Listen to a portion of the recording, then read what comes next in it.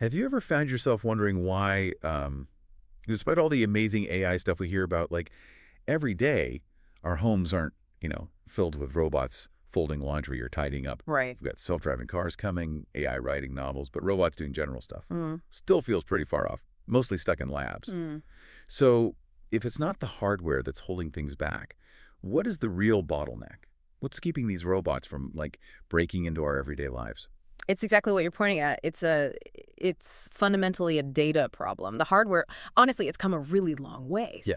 But the real Achilles heel for physical AI, the robots you're imagining, is just the lack of good, diverse, affordable training data. Think about that old saying, garbage in, garbage out, GI go. It absolutely applies to AI models. Feed even the smartest algorithm bad data. You're going to get bad results. It's all about the quality of the input. And I guess the current ways of getting that input, that training data for physical AI, they're probably not very efficient, are they? Oh, not at all. They're incredibly expensive, super time-consuming, and often biased, too. Right. Which is exactly why advanced robots are still mostly in labs. This data bottleneck, it's a massive hurdle. Oh. And that's precisely why today we're doing a deep dive into PrismaX.ai. This is a project sitting right at that interesting intersection of AI, robotics, and decentralized blockchain tech. Okay. Our mission here is really to unpack what PrismaX.ai is trying to do, who's actually behind it, and crucially, what big questions are still kind of hanging out there. It's a fascinating challenge, really, at the heart of where robotics is going. So if the problem is this data bottleneck, what's PrismaX.ai's big idea? Are they building their own robot army, or is it something different? No, they're not building the robots themselves. That's key. Their core idea, their value proposition is to build a decentralized infrastructure layer. The goal is to make all robots smarter, across the whole industry. Infrastructure. They call it a data flywheel concept, basically a self-reinforcing cycle, a virtuous cycle, hopefully.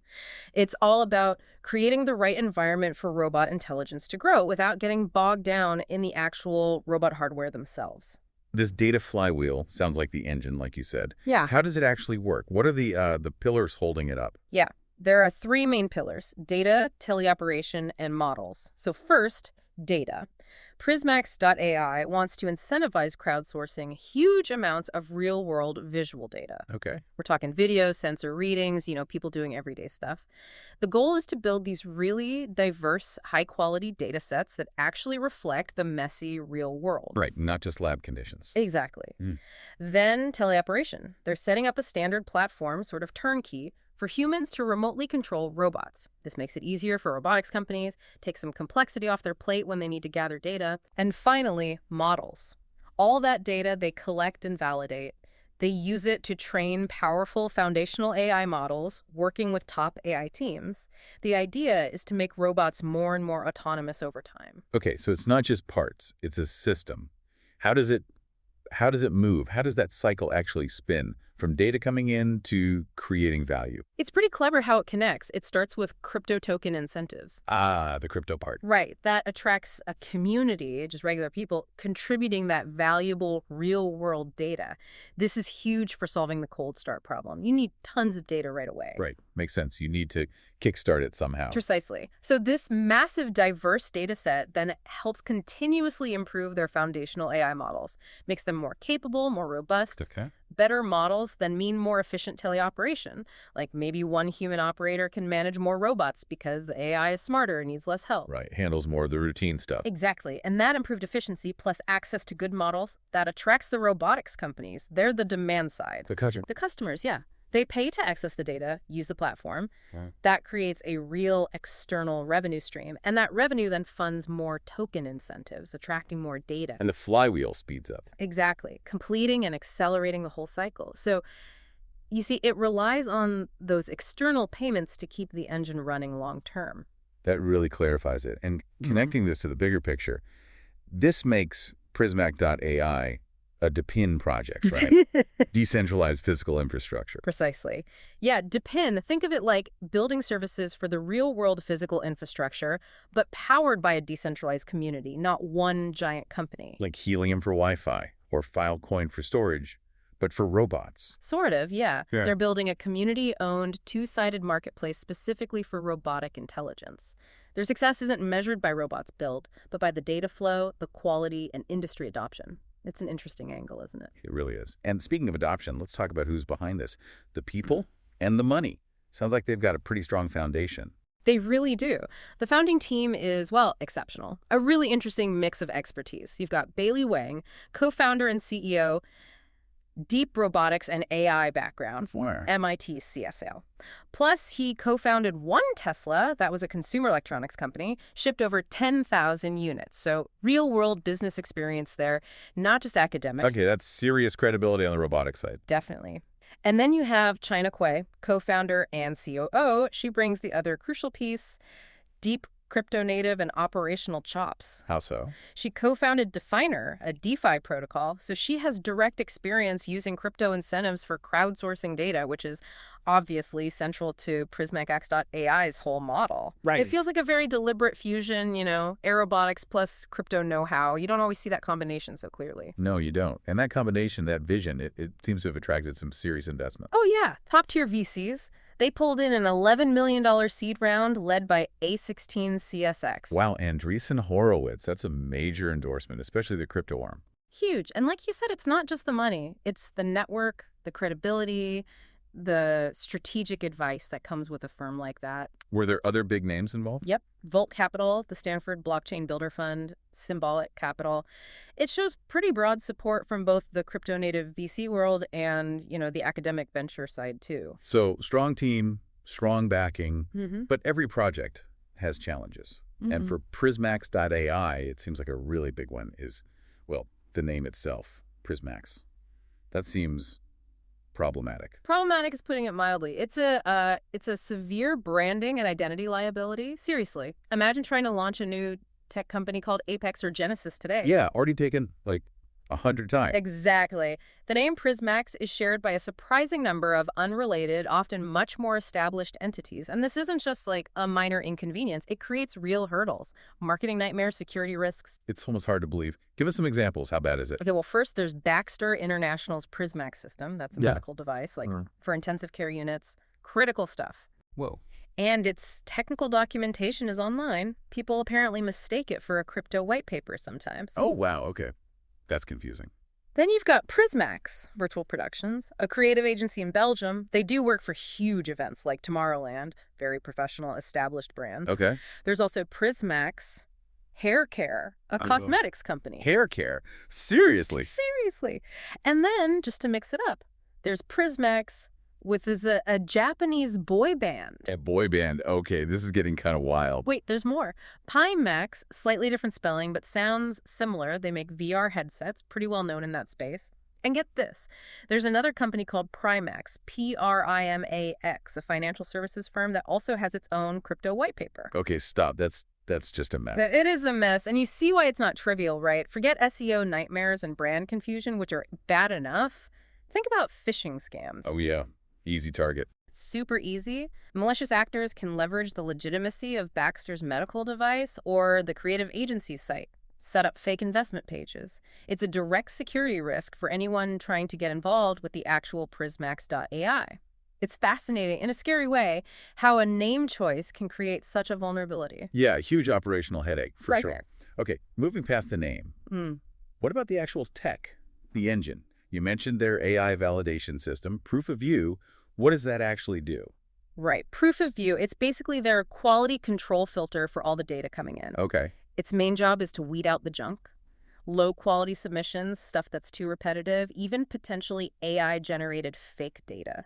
The goal is to make sure the data set used for training those big robot models is clean and useful. Data integrity, basically. And how does it technically do that filtering? They talk about a CLIP-based scoring engine. Exactly. That's the core of it. CLIP stands for Contrastive Language Image Pre-training. It's a really powerful AI model from OpenAI. Okay, I've heard of CLIP. Yeah, it's trained on tons of image text pairs, so it learns to connect visual stuff with descriptions. PrismaX.ai uses it to automate quality control. So, someone submits a video, the CLIP engine scores it against a description like, I don't know, a person neatly folding a cotton towel. And gives it a quality score based on how well it matches. Pretty much. Verifies relevance, quality, and that score likely determines the token reward the contributor gets. But using AI as the gatekeeper, That sounds like it could have its own problems, right? Can't AI models be tricked? That is precisely the concern, yeah. Any AI gatekeeper is potentially vulnerable to what are called adversarial attacks. Adversarial attacks, like what? Well, two main kinds worry me here. First, poisoning attacks.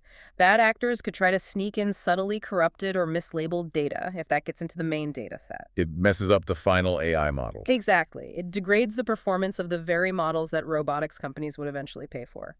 Then there are evasion attacks. This is where attackers craft specific inputs, maybe videos that look fine to us, but have tiny changes designed purely to fool the CLIP engine, make it give high scores to garbage data. So they could just farm tokens without contributing anything useful. That's the risk. They could game the system, earn tokens illegitimately, devalue the token for everyone else, and flood the platform with useless data. So PrismaX.ai really needs to invest heavily in AI security then, like constantly monitoring, detecting weird patterns, maybe even training their system to recognize these attacks. Absolutely critical. Robust data validation, anomaly detection, adversarial training, all that stuff. Their ability to build a secure, scalable AI data filter is honestly paramount. It's make or break for the long term. Okay, that makes sense. Now let's shift gears to the tokenomics, the crypto side. You mentioned there's a bit of an information vacuum here. It sounds like a big deal. It is a big deal, especially for anyone thinking about this from an investment perspective. So what do we actually know about their token? Is there even a ticker symbol yet? Potentially PIX, but even that's not fully confirmed everywhere. Based on what they've said publicly, we know two main intended uses. Okay. One, it's the incentive mechanism. Rewards for good data, solving that cold start problem we talked about, getting the flywheel going. Right, paying the contributors. And two, it's the medium of exchange. The native currency robotics companies will use to pay for accessing the data and using the platform services. Okay, incentive and payment. Now, a question that always comes up with new crypto stuff, is it just another Ponzi scheme? Right. Fair question. But no, based on the model described, it doesn't look like a Ponzi scheme. Why not? Because its economic loop is designed to create a tangible product that curated data set. And its long-term health relies on external revenue from actual customers, the robotics companies, who find that product valuable. So it's a two-sided marketplace model, not just relying on new money coming in to pay off earlier people. Exactly. It fits a legitimate business model, assuming they can attract those paying customers.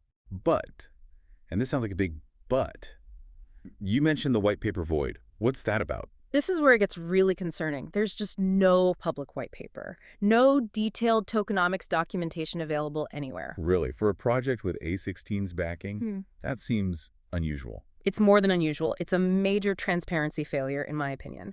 Without that public white paper, a proper analysis is basically impossible for anyone outside the inner circle. So what key information is missing? What don't we know? Almost everything critical. We don't know the total token supply or the maximum supply. We don't know the allocation, how much goes to the team, to early investors, to the ecosystem fund, to any public sale.